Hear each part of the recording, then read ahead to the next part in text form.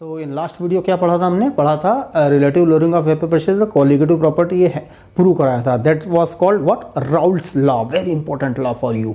Now today I am going to discuss the subsequent topic that is elevation of boiling point. Elevation of boiling point को यहाँ पर हम क्या करते हैं? खत्म करते हैं. एक छोटा सा ग्राफ बनाना चाहता हूँ मैं. छोटा सा ग्राफ ले लेते हैं हम क्या करें? टेम्परेचर वर्सेस वेपर प्रेशर के बीच में ग्राफ लेते हैं. Temperature versus vapour pressure. ठीक है ना. किसी भी लिक्विड को गर्म करेंगे तो टेम्परेचर बढ़ाएंगे तो वेपर प्रेशर क्या होगा? उसका बढ़ेगा. ठीक है स्टूडेंट्स. तो वेपर प्रेशर बढ़ेगा, इस प्रकार का एक ग्राफ आएगा. ठीक है. अगर वेपर प्रेशर उसका क्या हो गया? 1 एटमॉस्फेरिक के बराबर हो गया तो क्या हो जाएगा? 1 एटमॉस्फेयर के बराबर. जब बॉइलिंग पॉइंट के बारे में बात करते हैं थोड़ा सा. बॉइलिंग पॉइंट क्या होता है? बॉइलिंग पॉइंट का मतलब एक वो टेम्परेचर होता है जब क्या होने लगता है? कोई भी लिक्विड बॉयल होने लगता है. तो बॉयल होने के पीछे क्या होती, घटना क्या होती, उस घटना या उस स्टोरी के बारे में हम थोड़ी सी बातें करते हैं. ठीक है ना. सपोज क्या है? एक वाटर है.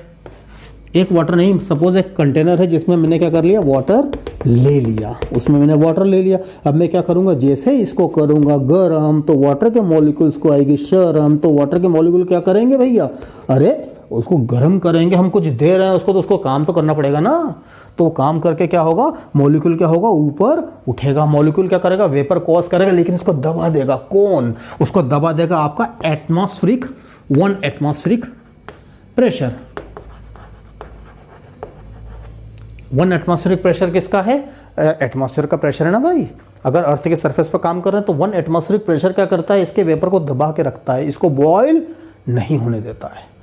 लेकिन फिर भी क्या है? हम नीचे से गर्म कर रहे हैं, ऊपर से 1 एटमॉस्फेरिक प्रेशर दबा के रखा हुआ है. हमारा वेपर भी क्या कर रहा है? हमारा लिक्विड, हमारा सॉल्वेंट भी क्या कर रहा है? वेपर कॉज कर रहा है. अब हमारे वेपर की संख्या क्या होती जा रही है? ज़्यादा होती जा रही है. हमारा वेपर ज़्यादा हो जाएगा तो हमारा वेपर का प्रेशर भी क्या हो जाएगा?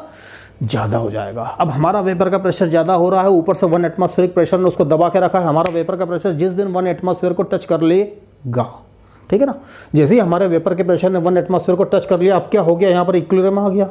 ठीक है. अब क्या हो गया? इक्विलिब्रियम आ गया. अगर मैं थोड़ा सा टेम्परेचर और बढ़ाऊं, कांस्टेंट टेम्परेचर पे प्रेशर क्या होता है? कांस्टेंट होता है. वेपर प्रेशर क्या होता है? कांस्टेंट होता है. ठीक है, ध्यान रखिएगा. हमको टेम्परेचर रेस करना पड़ेगा. जैसे मैंने टेम्परेचर और बढ़ा दिया तो हमारा जो लिक्विड है, हमारा जो सॉल्वेंट है, उसका वेपर प्रेशर क्या होगा? 1 एटमॉस्फेयर वेपर प्रेशर से ज़्यादा हो जाएगा. और फिर क्या होंगे? हमारे क्या होंगे? यहाँ से जो वेपर मॉलिक्यूल्स हैं, वेपर के जो मॉलिक्यूल्स हैं वो क्या हो जाएंगे?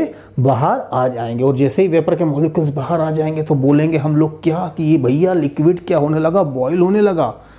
ठीक है ना. जो लिक्विड है वो क्या होने लगा? बॉयल होने लगा. तो फिर उसको नोट कर लेंगे, वो जो टेम्परेचर जिस पे ये घटना घट रही होगी. ठीक है ना. टेम्परेचर को नोट कर लेंगे और लोगों को बोल देंगे क्या कि जो टेम्परेचर है ना, क्या है ये? This is called boiling point.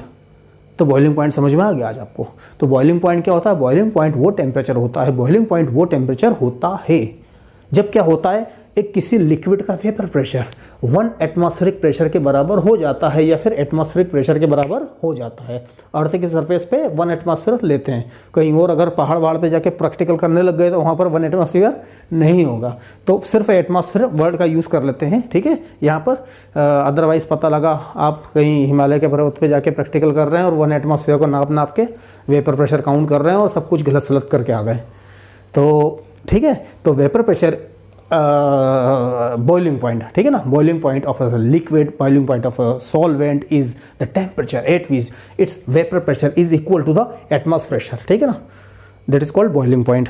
अच्छा ठीक है. अब यहाँ पर क्या कर रहा है? टेम्परेचर वर्सेस वेपर प्रेशर के बीच में ग्राफ बना लिया. तो अब यहाँ पर क्या कर लें? बॉइलिंग पॉइंट को भी डिफाइन कर ही देते हैं. सपोज अर्थ के सरफेस पे मैं कर रहा हूँ काम, ये है 1 एटमॉस्फेयर का प्रेशर. ठीक है.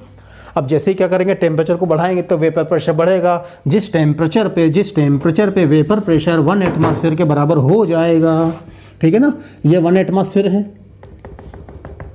ये इस टेम्परेचर पे क्या है? 1 एटमॉस्फेयर प्रेशर के बराबर अगर क्या हो गया? वेपर प्रेशर हो गया तो उस टेम्परेचर को बोल देंगे बॉइलिंग टेम्परेचर, या उसको बोल देंगे TB. B stand for boiling. तो दिस इज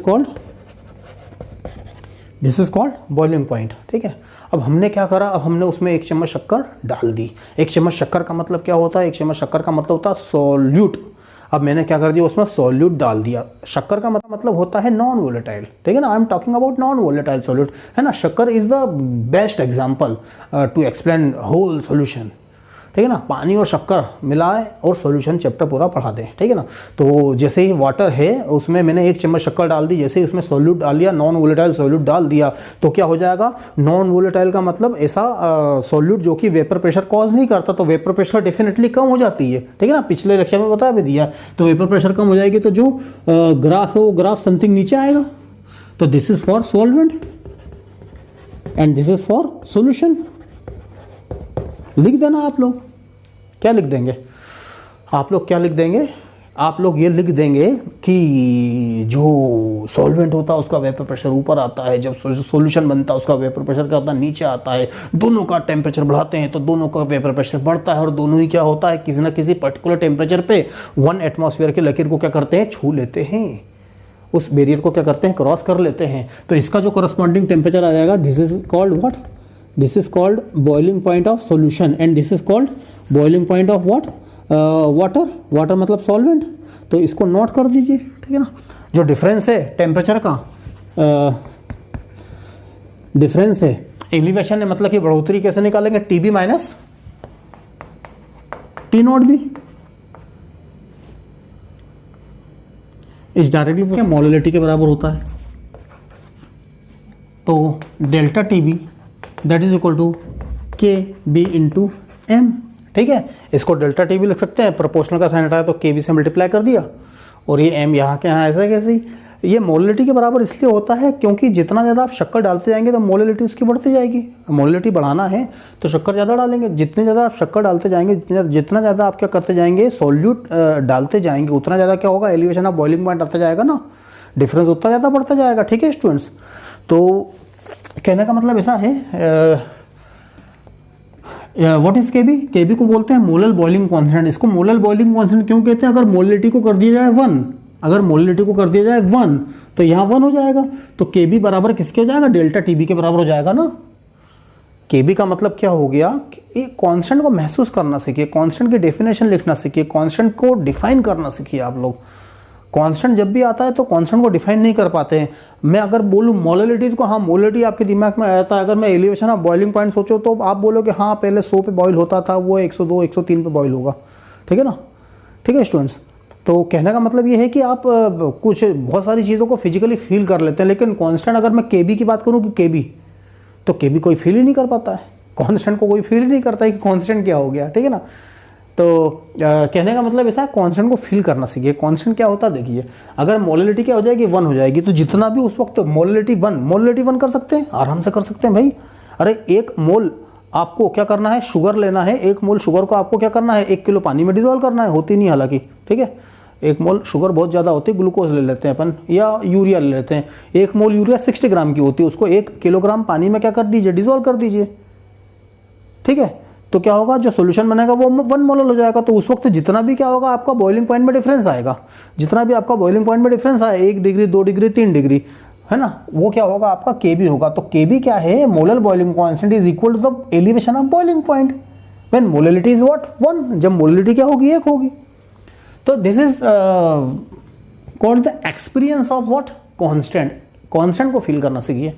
चलिए ठीक है, यहाँ मोलैलिटी को अगर अपन ओपन कर दें, मोलैलिटी को अगर ओपन कर दें तो क्या हो जाएगा, delta TB that is equal to KB into M. M का मतलब क्या होता है, weight of B upon molecular weight of B, इधर वेट ऑफ ए, और यहाँ पर 1000 होता है। मोलैलिटी की छोटा सा फार्मूला याद कर लीजिए आप उसको।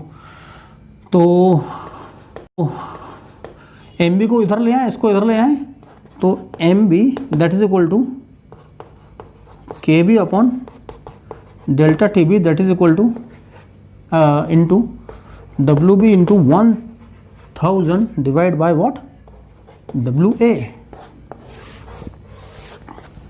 सो इस फॉर्मूले से क्या कर लेंगे, इस फॉर्मूले से आप निकाल लेंगे क्या, मॉलिक्यूलर मास। इससे मॉलिक्यूलर मास निकाल सकते हैं, किसका मॉलिक्यूलर मास निकाल सकते हैं, जो भी आपका बी का मतलब, ए और बी जानते हैं ना, ए का मतलब होता है वाटर सॉल्वेंट और बी का मतलब होता है सॉल्यूट, ठीक है ना, जो भी डालते हैं आप लोग, तो उसका मॉलिक्यूलर मास क्या कर सकते हैं, आप फाइंड आउट कर सकते हैं अगर आपके उसमें सारी चीज़ें हो तो। के बी क्या होता है, कांस्टेंट होता है, जो भी सॉल्वेंट आप लेंगे, ठीक है ना, वाटर लेंगे तो उसका कांस्टेंट होता है, और डेल्टा टी बी क्या है, ये आपको फाइंड आउट करना है, और डब्ल्यू ए डब्ल्यू बी ये क्या है, this is nothing but the weight, weight of water and weight of what, sugar, और वेट ऑफ सॉल्यूट।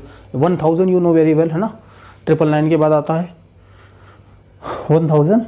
हाँ, तो ये मेथड बहुत अच्छी मेथड नहीं है मॉलिक्यूलर मास फाइंड आउट करने की, क्योंकि इसमें क्या करना होता है, इसमें हमको डेल्टा टी भी फाइंड आउट करना होता है, चेंज इन बॉइलिंग पॉइंट। और चेंज इन बॉइलिंग पॉइंट का होता है बहुत कम होता है ना। 100 डिग्री सेंटीग्रेड पे वाटर बॉयल होता है सपोज से, ठीक है ना। अगर उसमें शक्कर वक्कर डाल देंगे तो वो कितने पे बॉयल होगा, 100.05 डिग्री, 100.06 डिग्री, ठीक है। और ऐसा तो नहीं कि 1 मोल डाल देंगे, 1 मोल तो डालेंगे नहीं, इतना सारा, मतलब कि शुगर 1 मोल शुगर कितनी होती है, 342 ग्राम की होती है। मॉलिक्यूलर मास का 342 होता है ना, तो इतना ज़्यादा शक्कर मतलब कि क्या है ना, समझ रहे हैं। 342 आधा किलो से थोड़ी कम, इतनी शक्कर थोड़ी डालेंगे 1 किलो पानी में। या फिर जो भी सॉल्यूशन बनाएंगे तो उसका क्या होता है, अमाउंट बहुत ही वैसे भी कम होता है। तो क्या होता है, डेल्टा टीवी की वैल्यू बहुत ही ज़्यादा कम आती, बहुत ज़्यादा आपको सेंसिटिविटी से उसको क्या करना पड़ता है, चेक करना पड़ता है कि कितना बॉइलिंग पॉइंट में क्या हुआ, डिफरेंस आया, और वो हम चेक नहीं कर पाते हैं। इसके लिए बहुत अच्छी मेथड नहीं है मॉलिक्यूलर मास फाइंड आउट करने की, ये पहली बात तो ये नोट कर लीजिए आप। और दूसरी बात ये है कि कोलिगेटिव प्रॉपर्टी यहाँ से प्रूव होता है, ठीक है ना। मोलिलिटी अपने आप में क्या होता है, नंबर ऑफ मोल पे डिपेंड करती है, और डेल्टा टीबी क्या है, मोलिलिटी पे डिपेंड करता है। दैट्स व्हाट डेल्टा टीबी मतलब elevation of boiling point is what a colligative property, ठीक है। तो ये एक यहाँ से काम खत्म होता है एलिवेशन ऑफ बॉइलिंग पॉइंट के साथ साथ मैं डिप्रेशन ऑफ फ्रीजिंग पॉइंट भी आपको यहीं पर स्विप कर देता हूँ। ये चलिए डिप्रेशन ऑफ फ्रीजिंग पॉइंट के लिए हम क्या करते हैं, नेक्स्ट वीडियो देख लेंगे, छोटी छोटी सी वीडियो है आप लोग। Hi students, so last video में मैंने क्या बता दिया था, एलिवेशन ऑफ बॉइलिंग पॉइंट बता दिया था नाउ, और डिप्रेशन ऑफ फ्रीजिंग पॉइंट हम डिस्कस अभी कर लेते हैं, ठीक है। तो उसके लिए भी क्या है, मुझे एक ग्राफ बनाना है।